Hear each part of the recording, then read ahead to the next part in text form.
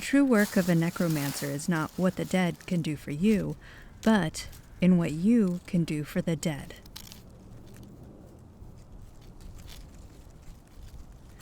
This is a quote from the book The Bones Fall in a Spiral by Mortellus, published by Crossed Crow Books. Mortellus's definition of necromancy is a magical practice that involves working with the dead, both corporeal and incorporeal, to accomplish magical goals in addition to receiving information and insight.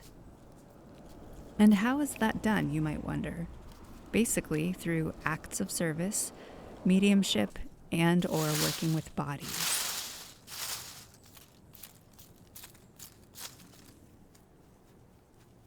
A couple of very basic requirements to work in the manner that this book lays out is to collect grave dust and to collect grave dirt.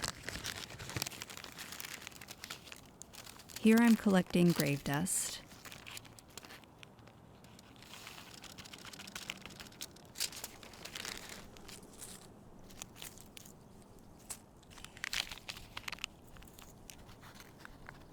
My offerings to the dead consisted of tobacco and coins.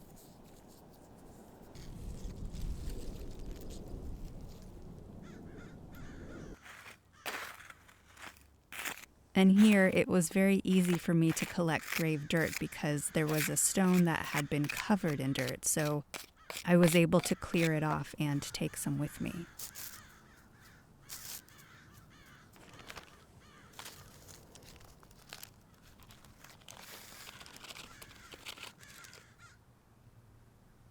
Buddy. Put you back in the dirt.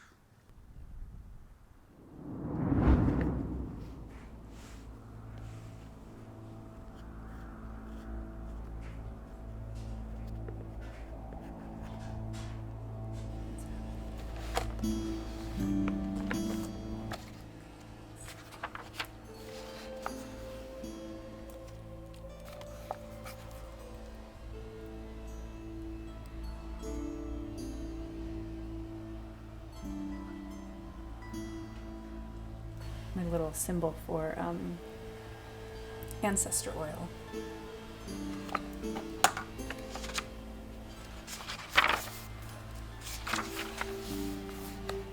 And then I'm going to record what I made up, my ingredients here, and what I do tonight. So I'm going to prep for tonight.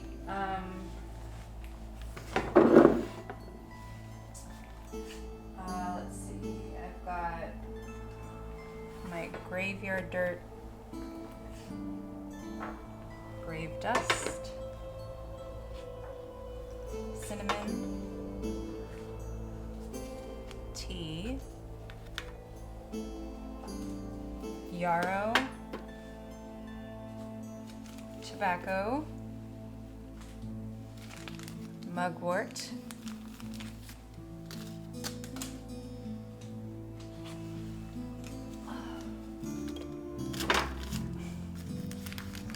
rose, feather, garnet, and ash.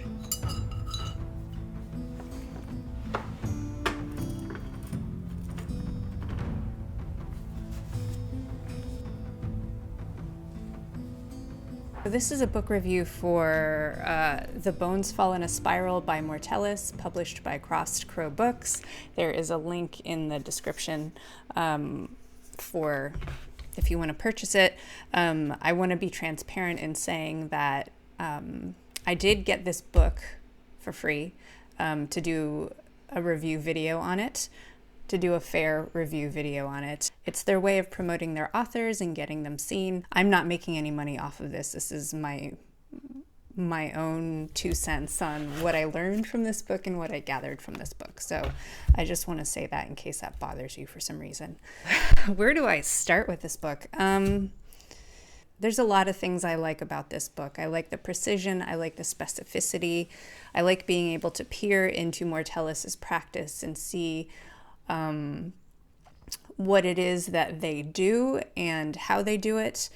Granted, their practice is much larger than what is in this book, but you get a real sense of the foundation of what they're doing. I love how they contextualize this practice and go over the stereotypes around it, like, you know, the Hollywood stereotype of a necromancer is someone that's like evil and slimy and creepy and dirty and basically somebody you want to stay away from, scary. This practice is actually not any of those things. It's very grounded and accessible in a lot of ways. It's a service, as I said in the introduction, and as Mortellus says in the book, it's a service to the dead and the living. You become basically a bridge.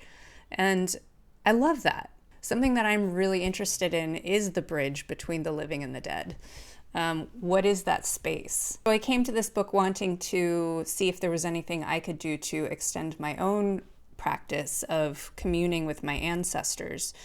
And there for sure are things that I've learned and that I can take away. Mortellus's practice is going to be a lot different than mine in a lot of ways, partially because they have died and come back to life.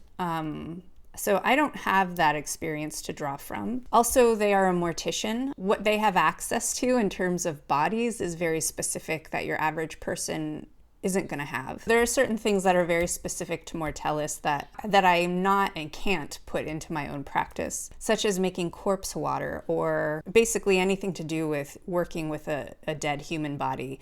I am curious about how this might transfer to working with animals, as that has been more my interest, is what can I take away from this that I could apply to my animal companions when they pass away. While really most of this is geared towards humans and human bodies, there are things that I believe that I could do to recreate a similar kind of ritual around using this for my pets. So one thing that Mortellus uses. So there are a bunch of instruments that Mortellus uses. I mean, like, you know, the effects of the dead, offerings of vitality, consecrated tools like a bident, a wand, just salt. Offerings of vitality do include in their practice blood. I am somebody who does not work with blood, mainly because of my own sort of personal, not associations, but experiences with it. So I can get nauseous, I can faint. I do not like cutting into my skin with an instrument. Those are phobias of mine that I don't want to include in my practice at this point. Maybe at some point in the future I will find it more necessary to be able to poke my finger and draw blood. But, you know, those are things that I just personally can't do. And the great thing is that Mortellus does offer up a substitute you can make for blood. And there are plenty out there if you want to do it. This one is any red liquid plus some specific kinds of salt. And let me make clear, I don't think I did, that blood in this context is a way to offer vitality, which is the one thing that a spirit would need to have energy to manifest. And it's also a thank you, a way of offering something of yourself that they don't have anymore, blood. But what I also love is that Mortellus talks about ethics, and part of that would be like consent. If you are working with somebody else and you're both using blood or you're taking their blood, you know, I think that's a whole other topic, and I don't necessarily want to go down that rabbit hole, but I appreciate that ethics and honor are a real theme, I think is a good word, throughout the book, is doing things ethically, doing things so that you are not offending others and that you're not hurting others along the way. And with this kind of work, I think driving that point in is really important, which I think Mortellus does really well. Mortellus also talks about quantum physics in the book, specifically the 0 point field. And that is basically the place that we don't see where all energy in life comes from. And that includes the dead, that includes every possibility there is. And, you know, I think that makes sense if you are at all connected to the magician card in the tarot, or even they mention the Akashic records. It's similar to that. I'll toss in ayahuasca. If you've ever opened yourself to the mother vine, then you could also have this experience. I did do an ayahuasca ceremony, and I went in to meet death, and my experience of it was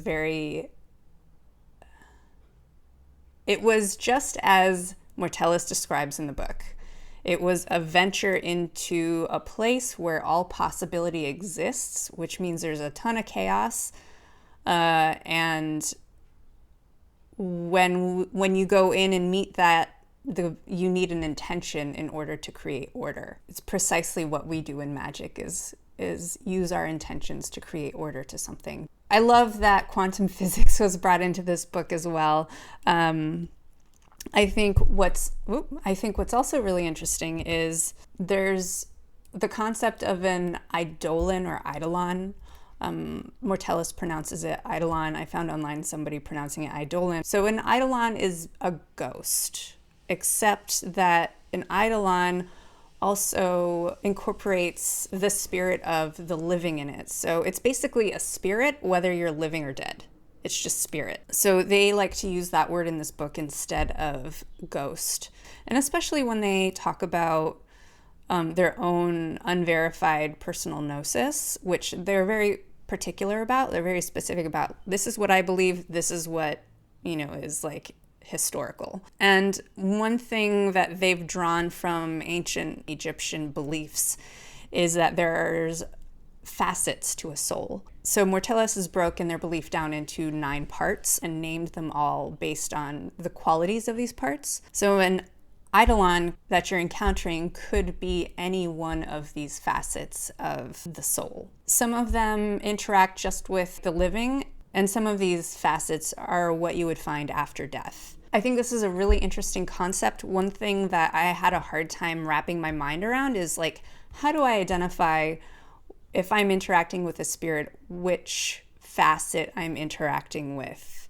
That was not evident to me in the book. Mortellus tells a bunch of different ghost stories along the way.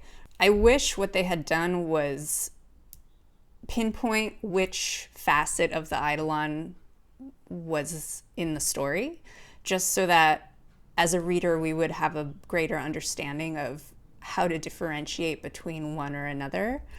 That would have been really helpful, I think, along the way. In tarot, you might pull a card in reverse, and they address this practice in that way. They're a Wiccan priestess, so their foundation is going to be from a Wiccan point of view, but if you're doing a cone of power, they incorporate an inverted cone of power. If you're talking about calling in the quarters, they're doing it in reverse. So the way that they use their necromantic practice is in reverse of what some standard and established practices are as a Wiccan. Half the book is theory and just explanation, and then the other half is a book of shades, which are basically spells that you can do. And what's really interesting is they include a spell to summon them, a spell for Mortellus. I love this idea of creating a spell for yourself, and it got me thinking, what would be the spell that someone would need in order to summon me after I die? I love that. I wanted to mention again something else around ethics and the sensitivity around collecting grave dirt, because that's one of the things that you can do is collect dirt from a specific person's grave. They mention the use of labels of people that are just that doesn't encompass who the person is in a positive way. So, you might find spells that say grave dirt from the insane or the addicted or a murderer, things like that. And they posit using more positive words. So instead of getting grave dirt from the insane, maybe get grave dirt from a musician, I don't know, or an artist. It encapsulates the person and the spirit in a more positive manner. I appreciated that about the respect for the dead. Categories of spirits that they mention are the earthbound, which are basically spirits that are caught here.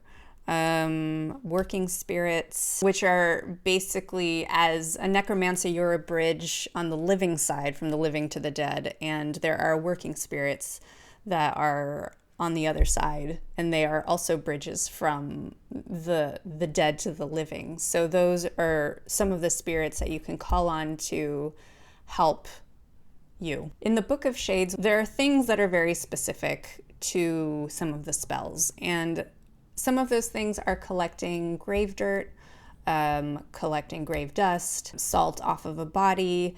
There are things that are very particular to this practice that are more accessible than others. Going to get grave dirt is not so hard. Going to get grave dust is not so hard. When I went to go do that, I actually really enjoyed my time, and I could feel the relationship building happening with the particular gravestones that I was interacting with. I want to give you a list of some of the spells that Mortellus includes in their Book of Shades. To grant sight, being able to interact with an eidolon.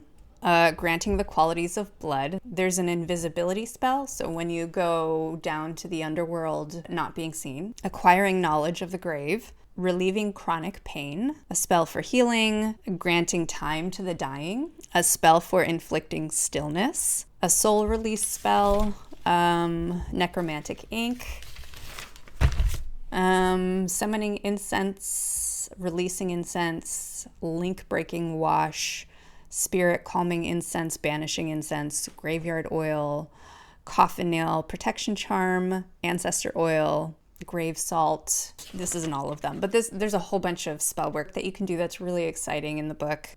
I would encourage you to check out this book if this at all has any interest to you.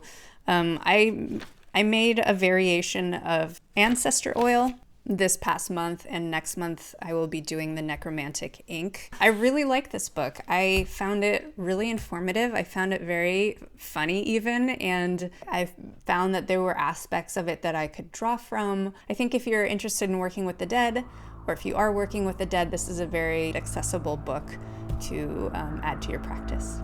So I'll see you guys soon. Bye.